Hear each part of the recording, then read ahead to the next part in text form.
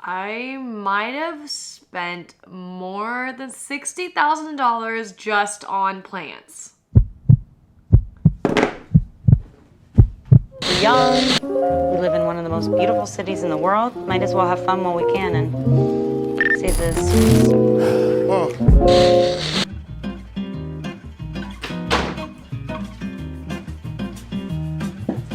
I've made pretty bad decisions in the past 2 years, not gonna lie, financially.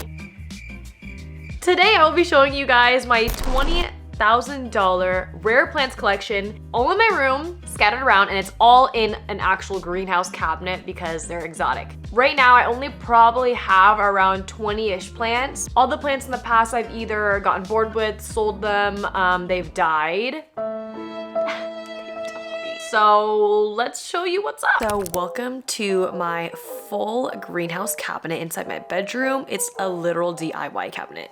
My most expensive plant has got to be the mint Monstera Noid or Noid. I don't even know how to pronounce that, but it's literally so gorgeous. This next plant is called a Philodendron Islamanii or Illamanii. I don't know how to pronounce that. Again, I am so sorry, but it's valued at $3,500 and up. Next up the chopping block is a variegated Alocasia nebula, and you can't find these anywhere, but I got it for $2,300. This next cute one is called a Philodendron variegated Biliate, or a Billy for short. This one was $2,500, but you can definitely sell it for more. Okay, my all-time favorite is the Scindapsus mayari, which is a Philippines cultivation. It's literally so cute. Ugh, love it, guys. It was $2,500. Okay, this one is actually a fan favorite right now. It's called a variegated Alocasia black velvet, but pink version. And look at this. It looks like pink pocky, you guys. Like, obsessed. The value can go up to $3,000. As for the Florida Beauty, these actually used to be pretty expensive. Like, one leaf was $400, but now you can get this whole set for $250. Not bad. As for the variegated Philodendron Black Cardinal, its stunning colors are just, wow, what a shocker, but you can get it for $1,200. And then on top of this is White Knight that you can get for $150. Don't judge me, she's healthy. So for this specific plant, it's called an Alocasia variegated fried egg, and I originally got it for like $600 something to begin with when it had like a few leaves, and it was smaller obviously.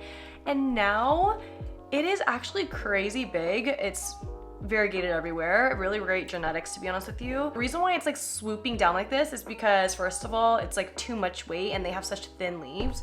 Totally 1000% normal, by the way. What's crazy is that you can't really propagate these and cut each leaf. You have to wait until the bulbs, like corms, kind of grow and pop up from the ground. So it's kind of like Cabbage Patch Kids, to be honest with you, but we get in there. So you can definitely like find these maybe like if you want. There's some for like $250 for small ones, but bigger ones you're definitely gonna spend like up to $1,000, to be honest with you.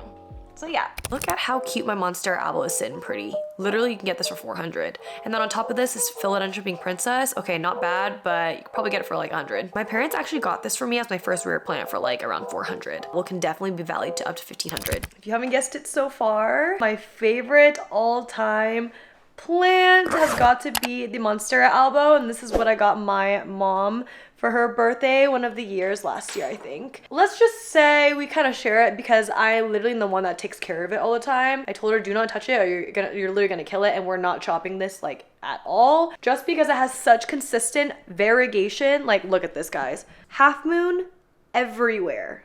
Every single leaf is a half moon, and no, that does not mean that it's dying just because it's crisping. It's because when a plant has all white leaves, it cannot support itself with lack of chlorophyll. This one right here is a Scindapsus Silver Splash.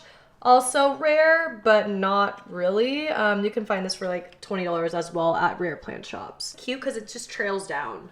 And then this is like literally a fake plant. Okay, so I think that's basically it. So welcome to my $20,000 plant collection.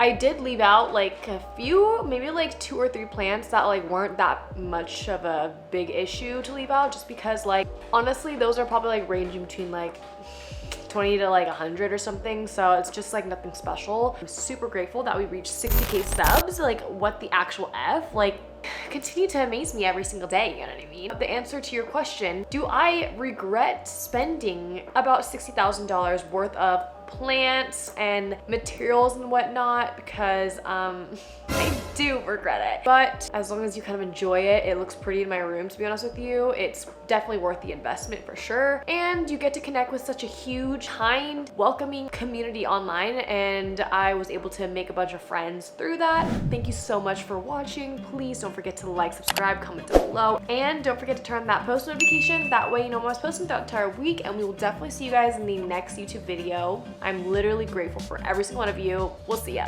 Bye. I fall in love too easily. I fall